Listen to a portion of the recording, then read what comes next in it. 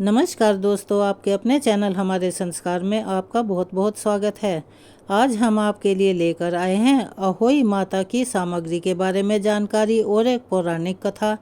लेकिन उससे पहले अगर आप हमारे चैनल पर नए हैं और अभी तक आपने चैनल को सब्सक्राइब नहीं किया है तो आप सभी से निवेदन है कि प्लीज़ हमारे चैनल को सब्सक्राइब करें, वीडियो को लाइक करें, ज़्यादा से ज़्यादा शेयर करें ताकि यह जानकारी और लोगों तक भी पहुंच सके, उन्हें भी इसका लाभ प्राप्त हो सके। बेल आइकन को दबाना ना भूलें ताकि हमारी आगे आने वाली हर वीडियो की जानकारी आपको नोटिफिकेशन के जरिए मिल जाया करे।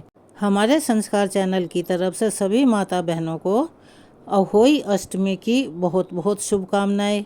आप सभी के बच्चे सुखी रहें, खुश रहें, दीर्घायु हों और आपकी समस्त मनोकामनाएं अहोई माता पूर्ण करे। जो बहनें निसंतान हैं और उन्होंने इस व्रत को रखा है, अहोई माता से आप सभी के साथ साथ हम भी प्रार्थना करेंगे कि उन बहनों की गोद जल्दी भर जाए। अहोई माता का जो व्रत है, यह व्रत विशेष रूप से उत्तर भारत में मनाया जाता है, जहां माताएं अहोई माता की पूजा करके दिन भर निर्जला उपवास रखती हैं और कार्तिक मास के कृष्ण पक्ष की अष्टमी तिथि को यह व्रत रखा जाता है और यह त्यौहार मनाया जाता है।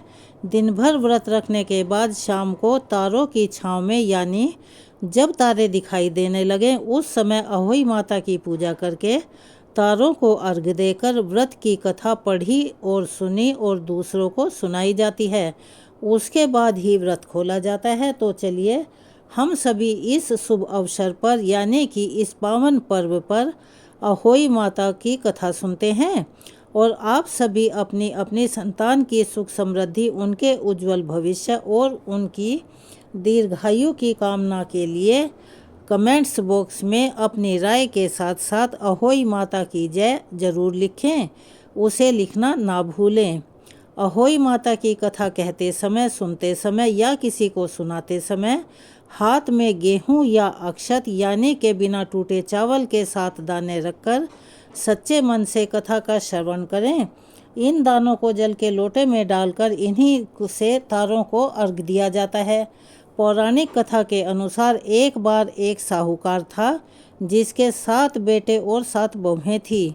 साथ ही एक बेटी भी थी जिसकी शादी हो चुकी थी, लेकिन दिवाली से पहले घर को लीपने के लिए इकलौती ननंद अपनी भाभियों के साथ जंगल में मिट्टी खोदने गई। जब वह मिट्टी खोद रही थी कि वहीं पर स्याहू की, यानी कि सेही की मांद थी। मिट्टी खोदते समय ननंद के हाथ से खुरपी लगकर सेही का एक बच्चा मर गया, जिसे देखकर स्याहू बहुत क्रोधित हो गई। दुखी होकर स्याहू माता बोली कि अब मैं तेरी कोख बांधूंगी। तब ननंद अपनी सातों भाभियों से कहने लगी कि तुम में से कोई मेरे बदले अपनी कोख बंधवा लो। लेकिन सभी भाभियों ने इनकार कर दिया, परंतु छोटी भाभी जो बहुत अच्छी स्वभाव की थी, वह सोचने लगी अगर मैं अपनी कोख नहीं बंधवाऊंगी तो सासू माँ नाराज होंगी। ऐसा विचार करके ननंद के बदले छोटी भाभी ने अपनी कोख बंधवा ली। इसके बाद जब भी उसका लड़का होता तो 7 दिन के बाद ही वह मर जाता। एक दिन उसने पंडित जी को बुलवाया और उनसे पूछा कि पंडित जी, मेरी संतान 7वें दिन ही क्यों मर जाती हैं?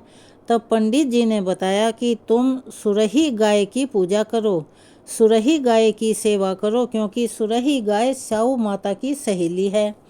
जब वह तेरी कोख खोल देगी तभी तेरा बच्चा जिंदा रहेगा। इसके बाद से छोटी बहू सुबह जल्दी उठकर चुपचाप सुरही गाय के नीचे साफ सफाई करके आ जाया करती। गौ माता एक दिन बोली कि आजकल ऐसी अच्छी सेवा कौन मेरी कर रहा है, सो आज मैं देखूंगी ही। एक दिन गौ माता खूब जल्दी उठी और वह क्या देखती है कि एक औरत आकर उसके नीचे गोबर आदि साफ करके चली जाती है। गौ माता उससे बोली कि मैं तेरी सेवा से प्रसन्न हूँ, तू कौन है पहले तो यह बता, और जो भी तेरा इच्छित वर हो वह मुझसे मांग ले। तब साहूकार की बहू बोली कि स्याहू माता आपकी सहेली है और उसने मेरी कोख बांधी हुई है, सो हे गौ माता मेरी कोख खुलवा दो। गौ माता कहने लगी बहुत अच्छा। अब तो गौ माता समुद्र पार कर अपनी सहेली के पास उसको लेकर चल पड़ी। रास्ते में कड़ी धूप थी और इतनी कड़ी धूप और चलने की थकन के मारे वे दोनों थक चुकी थी। दोनों एक पेड़ के नीचे जहाँ पर गरुड़ पंखी का बच्चा था वहाँ बैठ गई। तभी थोड़ी देर में एक सांप आया जो कि उस गरुड़ पंखी के बच्चे को डसने के लिए जा रहा था। साहूकार की बहू ने यह देखा तो सांप को मारकर ढाल के नीचे दबा दिया और बच्चों को बचा लिया। थोड़ी देर के बाद गरुड़ पंखी आई और वहाँ पर खून पड़ा हुआ देखा तो साहूकार की बहू को चोंच मारने लगी। उसने सोचा कि हो ना हो इसी बहू ने मेरे बच्चों को मार डाला है। तब साहूकार की बहू बोली कि मैंने तेरे बच्चों को नहीं मारा, बल्कि सांप तेरे बच्चों को खाने के लिए आया था। मैंने तो उस सांप से तेरे बच्चों को बचाया है। यह सुनकर गरुड़ पंखी बहुत खुश हुई और खुश होकर बोली कि बता तुझे क्या चाहिए, तू क्या मांगती है। साहूकार की बहू बोली, हे गरुड़ पंखी, मुझे 7 समुंदर पार स्याहू माता के पास पहुंचा दो। गरुड़ पंखी ने दोनों को अपनी पीठ पर बिठाकर स्याहू माता के पास पहुंचा दिया। स्याहू माता उन्हें देखकर बोली कि बहन बहुत दिनों के बाद आई हो। फिर कहने लगी कि हे बहन, मेरे सिर में जूं पड़ गई, जरा मेरे सिर से जुएं तो निकाल दो। तब सुरही गाय के कहने पर साहूकार की बहू ने सलाई से उसकी सारी जुएं निकाल दी। इस पर स्याहू माता प्रसन्न होकर बोली कि तूने मेरे सिर में बहुत सलाई डाली है, इसीलिए 7 बेटे और बहुएं तुझे मिलेंगी। वह बोली, हे स्याहू माता, मेरे तो एक भी बेटा नहीं है, 7 बेटे कहाँ से होंगे। तब स्याहू माता बोली कि वचन दे दिया सो दे दिया। अगर मैं अपने वचन से फिरूं तो मैं धोबी कुंड पर कंकरी बन जाऊं। तब साहूकार की बहू बोली, मेरी कोख तो तुम्हारे पास बंद पड़ी है। यह सुनकर साहू माता बोली, अरे बहू, तूने तो मुझे ठग लिया। मैं तेरी कोख बिल्कुल भी नहीं खोलती, परंतु अब तो खोलनी पड़ेगी। जा, तेरे घर तुझे 7 बेटे और 7 बहुएं मिलेंगी। तू जाकर उजमन करना, 7 अहोई बनाकर 7 कढ़ाई बनाना। साहूकार की बहू खुश होकर घर लौट आई। घर लौट कर आई, देखा तो 7 बहुएं और 7 बेटे बैठे हुए हैं। वह उन्हें देखकर बहुत खुश हो गई। तब उसने 7 अहोई बनाई, 7 उजमन किए और 7 ही कढ़ाई की। रात के समय जेठानी आपस में कहने लगी कि जल्दी जल्दी नहाकर पूजा कर लो, कहीं छोटी फिर अपने बच्चों को याद करके रोने ना लग जाए और हमारा भी त्योहार खराब करेगी। थोड़ी देर में उन्होंने अपने बच्चों से कहा कि बच्चों, जरा जाकर अपनी चाची के घर तो देख कर आओ, आज वह अभी तक रोने क्यों नहीं लगी। क्योंकि हर साल अहोई अष्टमी के दिन छोटी बहू अपने बच्चों को याद करके खूब रोती थी। लेकिन आज वहाँ जाकर बच्चों ने क्या देखा कि चाची तो कुछ मांड रही है और खूब उजमन हो रहा है। यह सुनते ही जेठानियाँ दौड़ी दौड़ी उसके घर आई और आकर कहने लगी, छोटी बहू, तेरी कोख तो बंधी हुई थी, तूने कैसे कोख खुलवा ली। तब वह बोली, तुमने तो कोख बंधाई नहीं, सो मैंने ही कोख खोल दी है। स्याऊ माता ने कृपा करके मेरी कोख खोल दी है। स्याऊ माता, जिस प्रकार आपने मेरी कोख खोली, उसी प्रकार संतान सुख की इच्छा रखने वाली सभी महिलाओं की कोख भी खोल देना। संतान सुख की कामना करने वाली हर महिला को संतान का सुख देना और जिनकी संतानें हैं उनकी सभी संतानों की रक्षा करना। चलिए एक बार मेरे साथ प्यार से बोलिए, अहोई माता की जय। कथा सुनने या पूजा करने के बाद आरती करना अनिवार्य होता है, इसीलिए चलिए सब मिलकर गाते हैं अहोई माता की आरती।